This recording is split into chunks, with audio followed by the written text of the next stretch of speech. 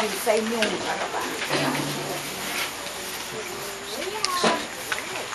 Ang Espiritu Santo, ang mahal na ina, ay iisa.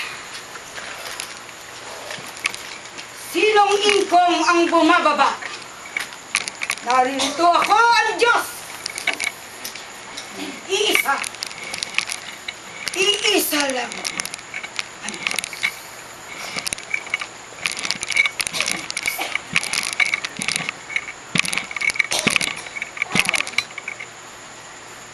Wala ang babae. Sino ang aking babae? Ang isalba ang inyong mundo. Tao! Magbago kayo. Magbago.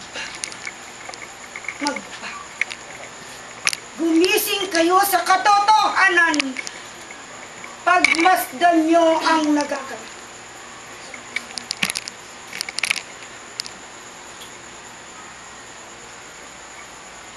Hindi kayo nagbago. Dudulugin ko ang mundo.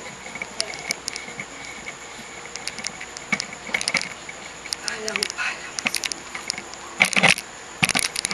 Mahal na mahal ko kayo. Mahal na mahal ko.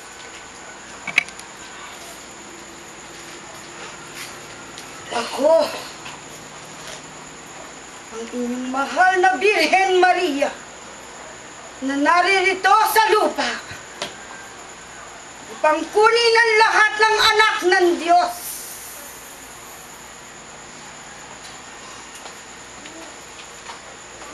Ang siya lamang maniniwala sa akin, ang siya lamang makaliligtas sa pagbaba ng kaparusahan ng Ama mula sa kalangitan. Maglilinis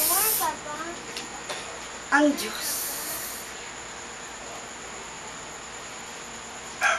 Oh, ang magliligtas sa inyo, tao. Ako.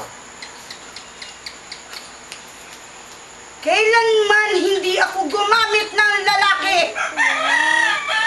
Sapagkat ako ang babaeng pinakamakapangyarihan sa kalangitan hanggang dito sa kalupaan.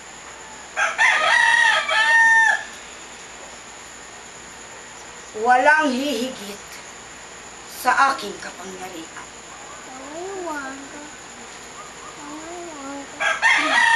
Wala akong ibang ginagamit. Ako bilang Espiritu Santo, gumamit ng banal na luklukan na ako'y nagpatawag sa pangalang ingkong. Babae ang aking ginamit. At kailanman hindi ako gagamit ng lalaki. At lalo't higit, ako'y gamitin sa pamamaraan ng paglikom ng salapi. Ang taong mukhang salapi, kailanman hindi makapasok sa aking kaharian. Magpapakaingat-ingat kayo, tao, sapagkat naririto na ang buwitre na siyang kakain ng inyong mga kaluluwa. Naririto na sa lupa si Satanas, ang puwersa ni Satanas. Nakabukas ang impyerno. Matakot kayo sapagkat isa-isa kayong iuhulog sa hukay ng apoy.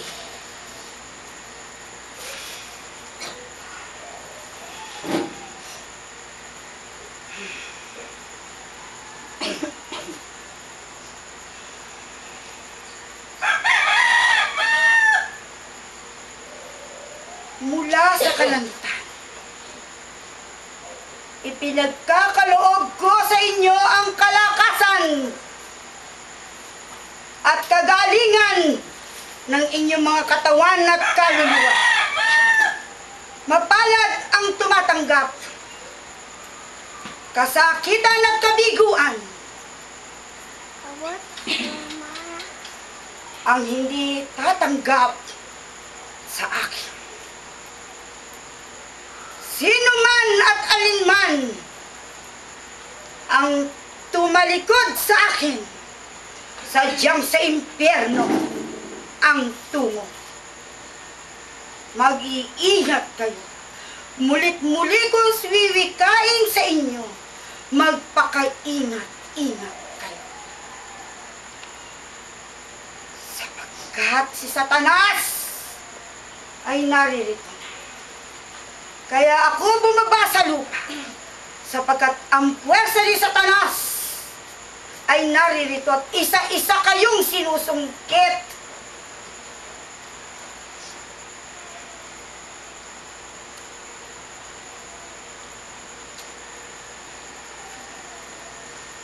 Darating ang panahon, ipakikita ko sa lahat ang aking kapangyarihan.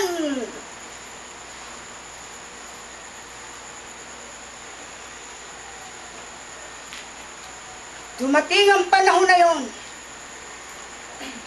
Kukulog, kikidlat, tamaan ang tatamaan.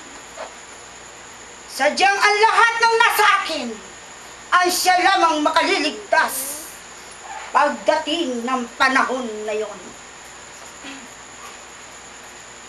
Manalangin kayo.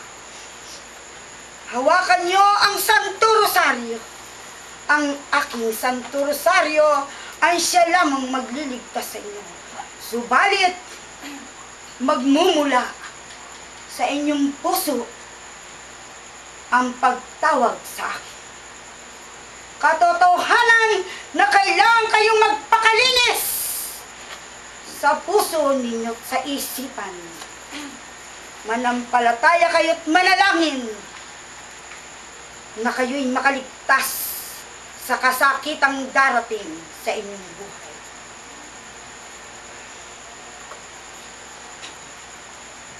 Tutulungan ko kayo. Hindi ko kayo pababayaan. Subalit ang pag-iingat ay nasa sa inyo. Pag dumating ang tagutom, kayo lamang sa piling ko ang siyang mabubusog. Kasakitan sa kanila, kaginhawahan sa inyo. Ang salita ko mula sa kalangitan hanggang dito sa lupa, hindi mapapala. Nanginginig na ang puwersa ni Satanas sapagkat alam niya na ako'y naririto sa lupa, dito sa lupang banal. Nanginginig na ang kanyang mga tuhod. Kaya binubuhos na niya ang kanyang puwersa upang kunin kayong lahat. Kaya kumapit kayong mabuti. Kumapit kayo. Matakot kayo. Pag-aralan niyong mabuti ang inyong sinasama. Huwag kayo basta-basta kakain ng ibinibigay sa inyo. Huwag kayo basta-bastang iinom ng kung saan nanggaling ang inyong ang inyong ininom. Mag-iingat kayo. Mulit-muli kung wiwikain sa inyo. Mag-iingat kayo. Kailanman, mula nang mawala ang banal na luklukan, wala na siyang ginamit. Sapagkat iisa ang banal na luklukan, at yun ay si Santa Maria Virgin na kinalulugdan ng Ama. Ang luklukan ng Santissima Trinidad. Ang Santissima Trinidad, ang mahal na Birhen Maria, ang kabuuan, ang Diyos, at ng pagka-Diyos ng Diyos. sapagkat ang mahal na inang Birhen Maria ang siyang nagsilang sa anak ng Diyos. Dito